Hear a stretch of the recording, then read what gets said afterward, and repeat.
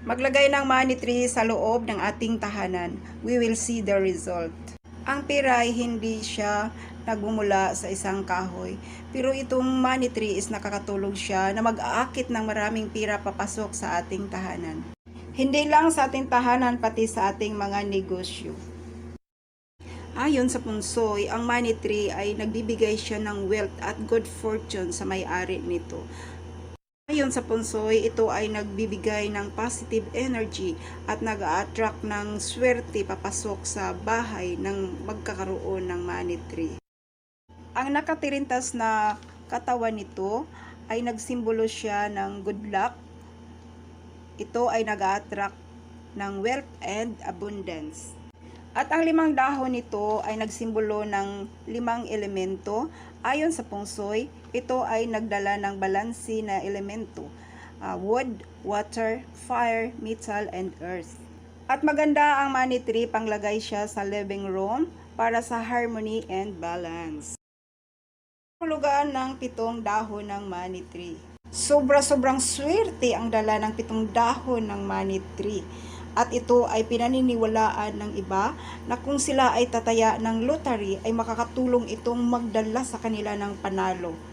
Madalas ng dahon na money tree is 5, 6 at bihirang-bihira lang talaga na magkakaroon ng 7 dahon ng money tree. Ayon sa punsoy, ang 7 leaves ng money tree ay nagdadala ng abundance, more good luck, and wealth. Hindi ibig sabihin na kung wala kayong 7 dahon ng money tree, hindi siya nagbibigay ng prosperity and abundance. Nagbibigay pa rin siya ng abundance pero hindi kagaya nung nagkaroon ng 7 leaves. Ayon sa traditional na pungsoy at paniniwala ng mga Chino, ang southeast area sa home or office ay ang money area. Kung ang money tree ay lalagay mo sa timog silangan, ito ay nagdadala ng kayamanan. Ang silangan naman ay area na nagdadala ng good health and harmony. At yung iba guys, nilalagay nila sa kanilang cash register. Alaga ng money tree is 2 bisis lang siya diligan sa isang linggo. Ayaw niyang sobrang basa guys. At ang kailangan din niya is hindi siya direct sa sun. Indirect lang siya sa sun para hindi maluluto yung dahon. Kailangan ang ating money tree is talagang malabong siya, healthy yung dahon niya. Yun ang sign guys na maganda yung pasok ng ating pera. Kung wala naman kayong nakatirintas na money tree,